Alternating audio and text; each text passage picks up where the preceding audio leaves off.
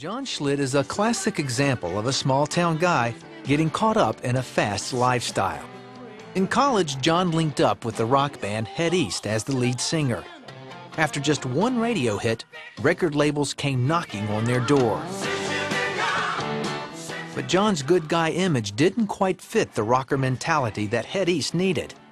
So his band manager advised him to party more like a lead singer. John was introduced to cocaine, and in just 3 months, he was hooked. I loved it. I thought it was fantastic. My whole day depended on how much coke I had in my little bottle. So you couldn't even function in the world that you were living in without it? I drink beer to go down. I do coke to get up.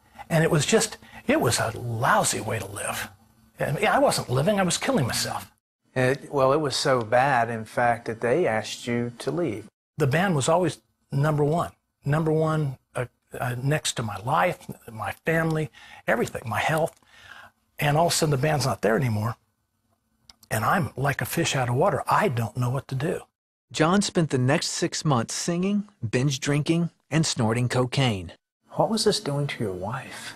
Right in the beginning of the same 6 months that I'm heading down, she gets saved, and it becomes a on-fire, heavy-duty Christian.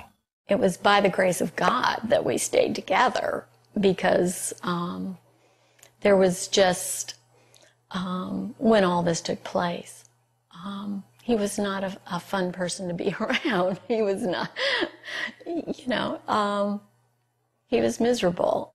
Our church was praying for him. I was praying for him. There was a war going on for him. I knew it.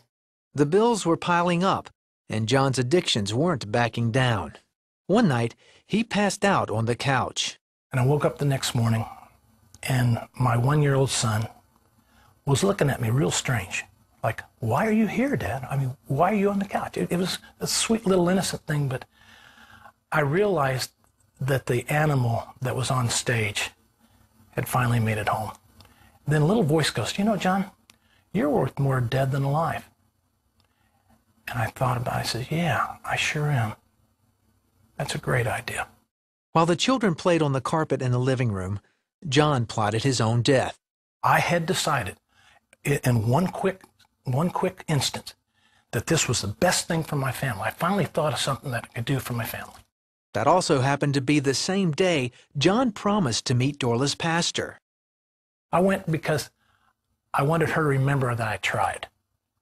So when I finished myself off, she would say, well, he did go talk to the pastor. The pastor challenged John's view of God. You don't know the Jesus that loves you. You don't know the Jesus that has a plan for your life. You don't know the Jesus that knows exactly what you're thinking right now. The power of God's presence knocked him to the floor, and John gave his life to Christ. The minute I finished it, it was like a ton of lead lifted right off of my shoulders.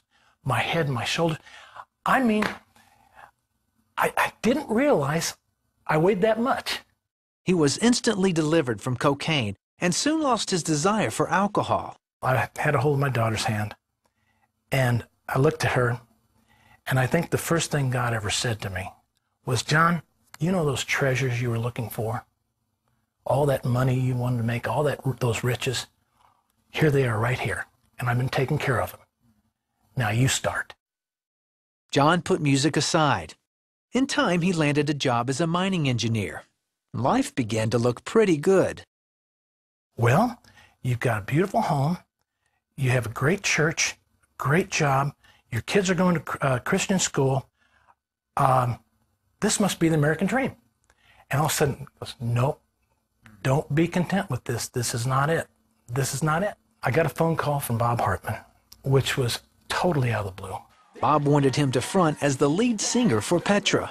The only way to ever sing rock and roll is if it was in a Christian band like Petra. You're going out because you have a reason to do it. You want to see lives change. In his 20 years with Petra, the band brought home 4 Grammys and 10 Dove Awards. Then in 2005, Petra said its farewells. John's brand of retirement includes working on a solo album and perfecting his woodworking skills. Looking back over everything, everything. Which is really hard. That's a lot of years, buddy. What does your story say about the true character of God? He never gave up on me when he should have. I know that I'm going to see God, but not because of what I did. I sin every day. But the blood of God, God's blood, was shed for me. And that's good enough to get me there.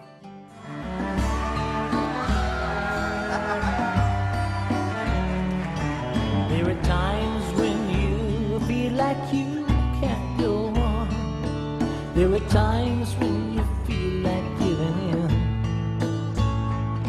And there are times when you feel like you can't try anymore. There are times of trouble in believing. This just